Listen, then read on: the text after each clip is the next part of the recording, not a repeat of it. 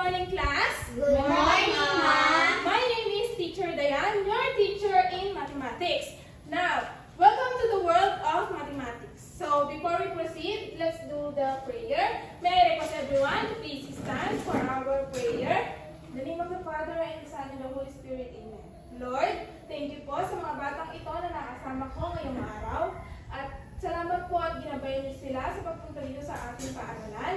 At sana po ay marami silang matutunan na matutunan ngayon sa aming aralin. At ito lamang po ang aming samanalangin sa matamis na pangalan ni Jesus. Amen. Ayan. Before you take your seats, kindly check if there is any piece of paper under your chair. Then, arrange your chair also. And you may now take your seats. So, before I proceed, let me check first your attendance. So, Arellano Jessica. Present po.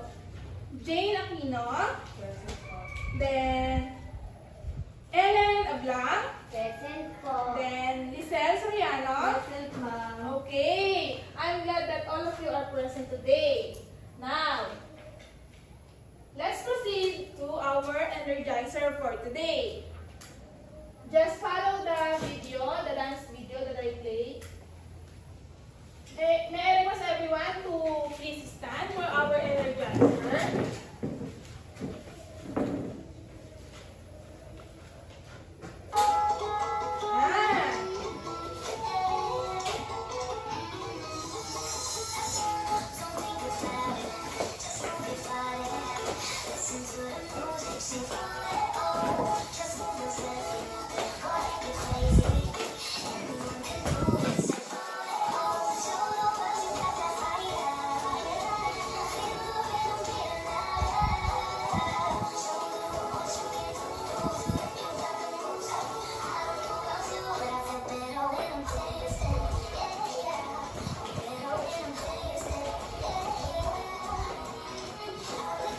Energy, class!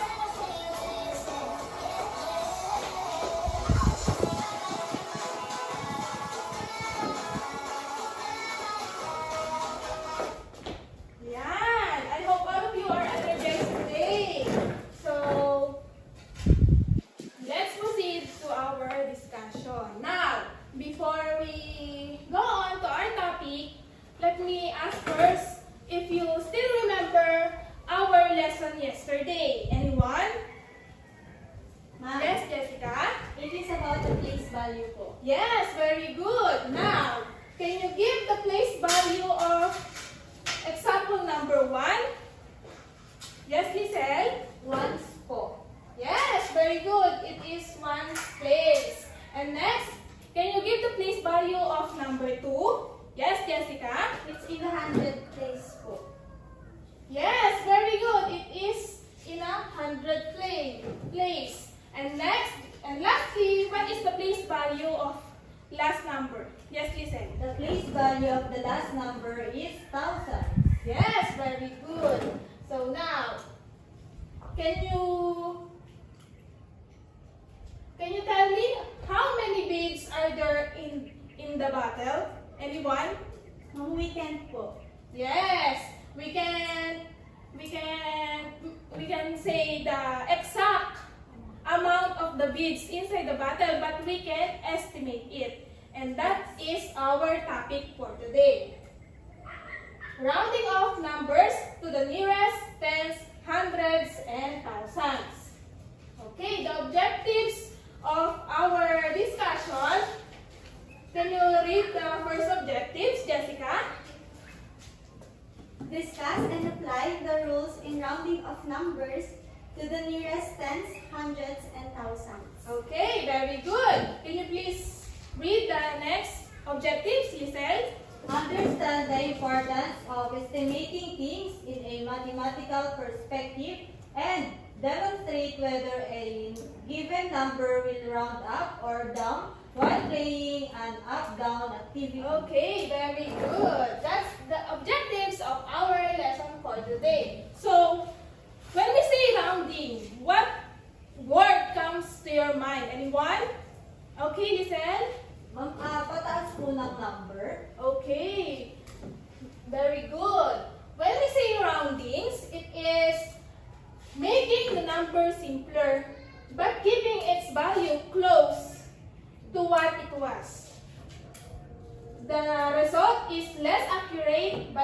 easier to use. And for example of this, inutusan kayo ng nanay nyo na bumili ng toyo. Ang toyo is 18 pesos. So, mag-estimate kayo. The word estimate. We use the word estimate in rounding off. I-estimate nyo, magkano ba yung ibabayad ko doon? So, we do round up, magra-round up tayo kasi 18 di ba? So, ang ibabayad natin is 20 para mabayaran yung amount na binili natin. And that is rounding off. Example of these are 73 round to 70. Na kung makikita naman natin na ang 73 is closer siya sa 70 kesa sa 80. Yes. Tama ba mga kids? Yes, ma'am. Example. Another example. What about 45? It is closer to 40 or closer to 50? Anyone? Okay, listen. Both po, ma'am. Okay. No, it is more closer to 50 than to 40. Kasi when we round up it becomes 50. Ayan. Okay. What? Ito yung, bago tayo mag-round off, ito yung one questions na tatanungin natin sa sarili natin. What are you rounding it to? Numbers can be rounded the nearest tens, the nearest hundred, the nearest thousands, and so on. So, bago tayo mag-round off, ano nga ba yung ira-round natin? Ones place ba siya? Tens place ba siya? Or hundred place ba siya? Bago tayo makapag-proceed sa roundings, kailangan masagot muna natin yung tanong na yun para makapag-proceed na tayo sa pag-round off. Okay. Rules for rounding to the nearest tens. Ito daw yung mga rules na kailangan natin para makapag-round off tayo ng nearest tens. Can you read the first rule, Lisel? If the number you are rounding is followed by 5, 6, 7, 8, or 9, round the number up. Yan. Ito daw yung first rule. Ito yung first rule. Can I have some chalk? Ito daw yung first rule. For example, meron tayo dito na 225. Yan. Ang iraround natin is tens. Ang first rule, kapag ito ay followed by 5, 6, 7, 8, 9, it should be round up. So, magiging 3, see, 2. Kasi magra-round up tayo, magiging siya 230. Is 225 is closer to 230? Yes, ma'am. Okay. Naintindihan ba mga anak? Yes, ma'am. Okay. The next rule is, can you please read, Jessica? If the number you are rounding is followed by 0, 1, 2, 3, or 4, round the number down. Okay, very good. Okay, next na is if the number you are rounding is followed by 0, 4, 3, 2, 1. For example of this, ito, 211. We are going to round up or we are going to round down? Round down. Yes, very good. If we round off the nearest tens, it is the 1. And followed by 1, so we do round down. It will become 110. Is 110 close to 210 close to 211? Yes, ma'am. Okay, naintindihan ba mga anak? Yes, ma'am. Okay, very good. So now, for here are some example and you will answer it. I will give you 3 minutes to answer it.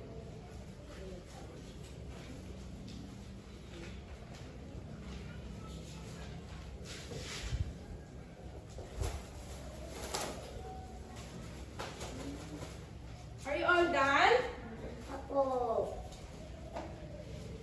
Round it to the nearest 10.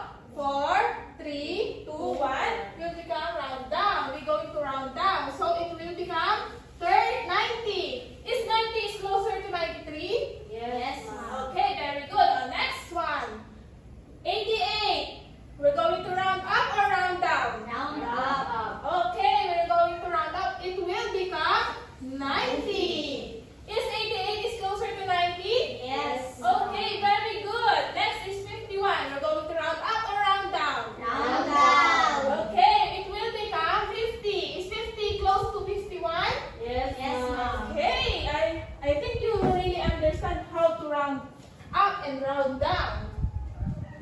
Okay, next naman tayo is rules for rounding off to the nearest hundreds. Hundreds naman tayo. Okay, can you read the first rule in rounding hundreds? Okay, Jessica? While rounding off to the nearest hundred, if the digit in the tens place is between 0 to 4, then the tens place is replaced by 0. Okay. Kapag daw ang tens place is between 0 to 4, kunyari yung tens place is 0 to 4, kasi di ba ang 100 ipapa-follow ng tens place. Pag ang tens place ay 0 to 4, it will become 0 when we round up and round down. Okay, can you read the second rule? Second rule is if the digit in the units place is equal to or greater than 5, then the tens place is replaced by 0. And the hundreds place is increased by 1. Okay, let's proceed naman sa rule number 2. Kapag daw ang tens place ay greater or equal to 5, it will become 0 yung tens place, then mag-a-add tayo dun sa 100 place. Okay, for example, 142. We will do round up or round down? Round down. Okay, round down because 4 is 4 round down. And then, it will become 0, so magiging 100 siya. Hindi siya madadagdagan yung hundreds place kasi nag-round down tayo. Magiging 0 lang yung kasunod niya.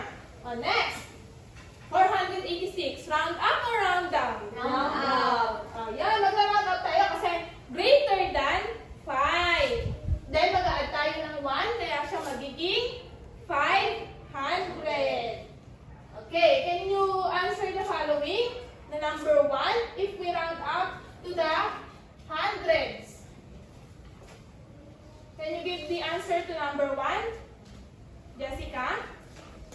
From the 197 will become 200. Yes, very good. We can see that 200 is more closer to 197. And the tens place is greater than 5, so it will become 0. Then mag-a-add tayo ng 1, so it will become 200. And next is 154. If we round it to the nearest hundreds, what will become the value of it? 154. It will be round up or round down? Round up, ma'am. Yes, very good. Because 100 place is followed by 5. So, mag-a-add tayo ng 1. If we round up this, what will be the value? 160, ma'am. 200 also, ma'am. Yes, 200 also. We add 1 in the 100 place. And then, the next is 0, 0. It will become 200. And next is 169. 200 also, ma'am. Yes, very good. I hope that all of you are understand our topic. Then, let's proceed to rounding off to the nearest thousand. The same rule apply to this one. If the next number are less than 5, then the 100 place is replaced by 0. It is greater than 5, we need to add 1 to the thousand place. Naintindihan po ba? Yes, Yes, teacher. For example, what will be the value of this example? If we round up or down, is it round up or round down? Round up, ma'am. Yes, we round up kasi it's followed Yes, by kung 8. 8. Yes. What will be the value if we round up? 4,000, ma'am. Yes, very good. Can we give a very good clap to to Lisel? 1, 2, 3. 1, 2, 3. Very good. Yan. And next, who wants to answer? If we round this value to the thousands, what will be the value? It will be round up or round down? Round up. Okay, we round up kasi it's followed by 7. What will be the value? The value will be 70,000, ma'am. Yes, very good. Mag-add tayo ng 1 dito sa 1,000 place.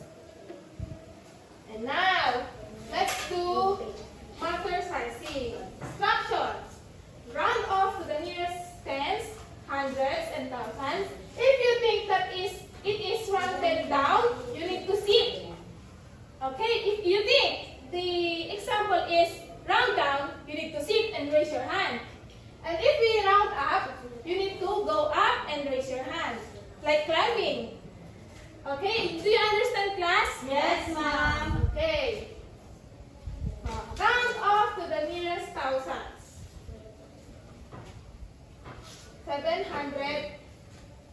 72,106. I-round natin siya sa 1,000. What will be? Okay, Lizelle? 71,000, ma'am. Yes, but it will become 70. We round up, so magiging, we round down, so magiging 0 siya. It will become 72. Can I request everyone to please come? Para makita yung pagbaba and pagtaas. Okay, if we round up to the nearest 100, 950, round up, round down.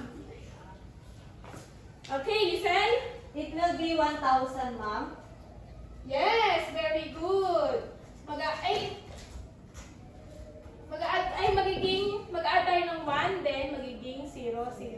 Yes, very good. And then round it off to the nearest hundreds. 400, hundreds ha, ito yung hundreds. 3.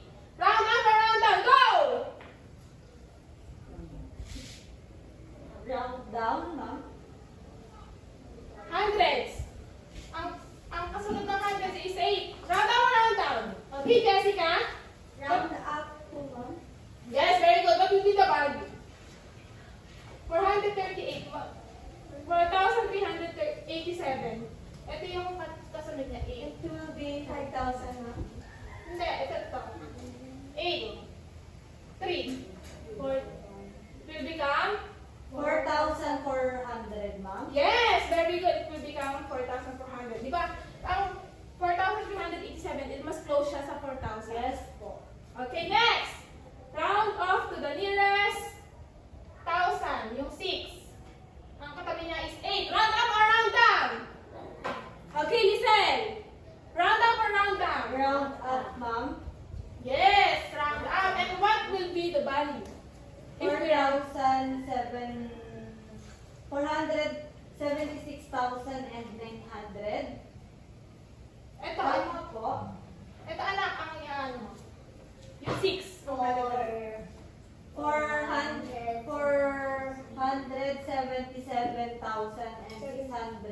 809. It will become 0. 477,000. It will become 477,000. We add 1, then it will become 0. The rest numbers. Okay, last. Round up to the 100 place. 100. Yung 5. Katabi niya ay 3. What will be the value? Round up or round down? Round up. Okay, Jessica. 100 place. Itong 5. What will be the value? If we round down. Naka-down, nakasit kayo. Kung I don't know the answer po. Kapag try, yes. 32,400.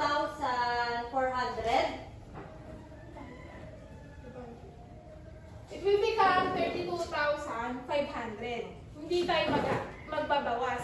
Kapag round down, hindi tayo magbabawas. Kapag round up, magdadagdag tayo. Naintindihan po? Yes, ma'am. ma'am. Okay. So, generalization. What are the rules in rounding off? Sa pagkakaunawa nyo kanina, ano-ano yung mga rules in rounding off? Give me one. Okay, Lizelle? Mag-try ko po. Ma'am, pagka yung katabi po ng halimbawa sa tens ay nagsisimula sa 5, 6, 7, 8, yun po yung i-round up natin. So, yun lang po yung pagkakaintindi. Yes, very good. Kapag ang place value na inira-round natin is followed by 5, 6, 7, 8, 9, we should go rounding up. Yes po. Okay, next. What is the other rules? The next rules. Jessica. Ma'am, if the number of the Ma'am, kapag po yung katabi ng round off ay nagsisimula po sa 0 to 4, we will do the rounding off. Yes, very good. For example, yung mag-round tayo ng nearest hundreds. If the following numbers followed by 0 to 4, it will become round down. And the following numbers will become 0. Hindi tayo magbabawas hindi tayo magdadagdag. Okay po. Naintindihan? Yes, Kapag naman ma'am. round up, magdadagdag tayo dun sa nira-round natin na place value, then it will become 0 yung rest numbers. And then for your activity,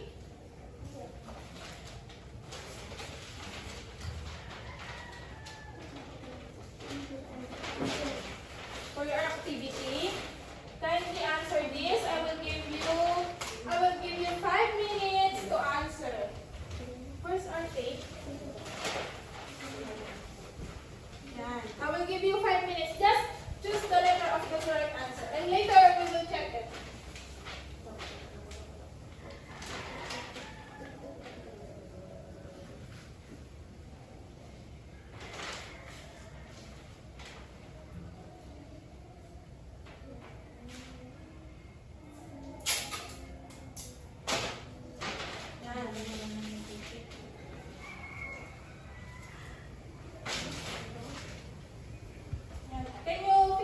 Can you may now answer the question?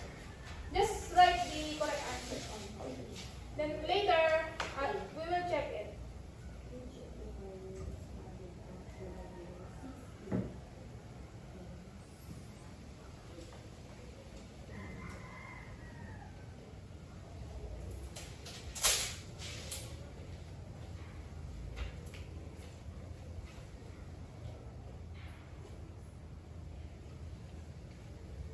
I will give you 5 minutes.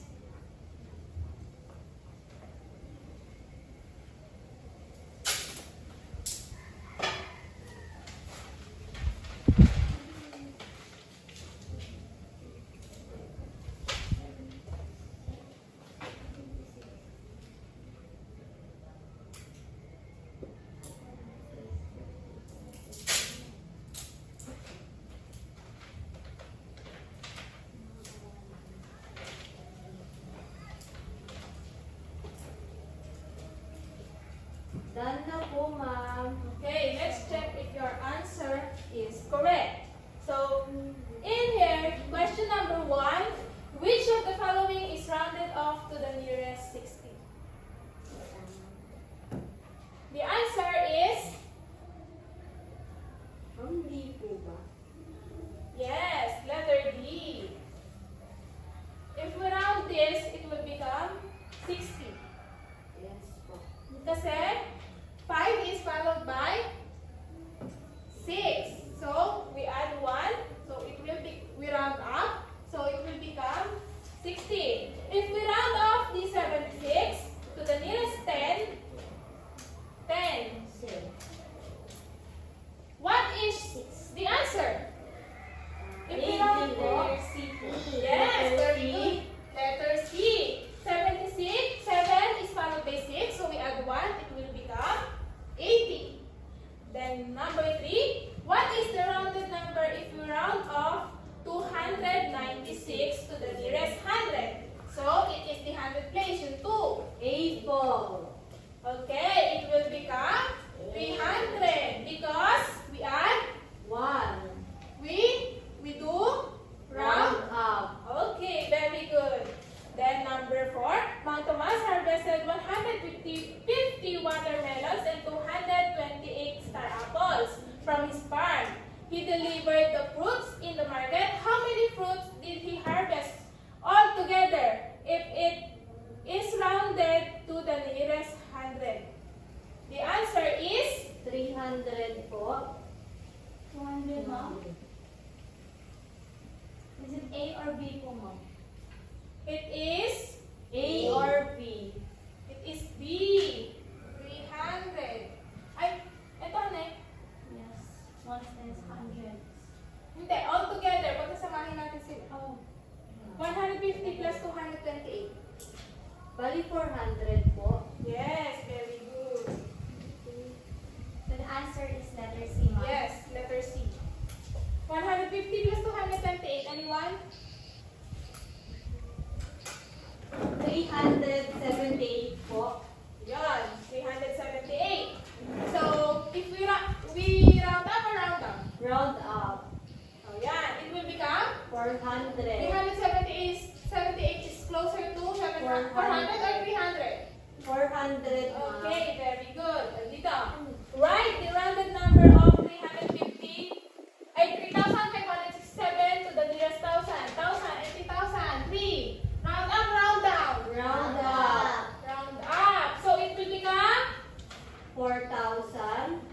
Okay, letter C. Who among you got more correct answer? Ma'am. Okay, very good. I think you really understand our lesson for today. So, before we leave our class, kindly copy your assignment and we will submit it tomorrow. Okay po.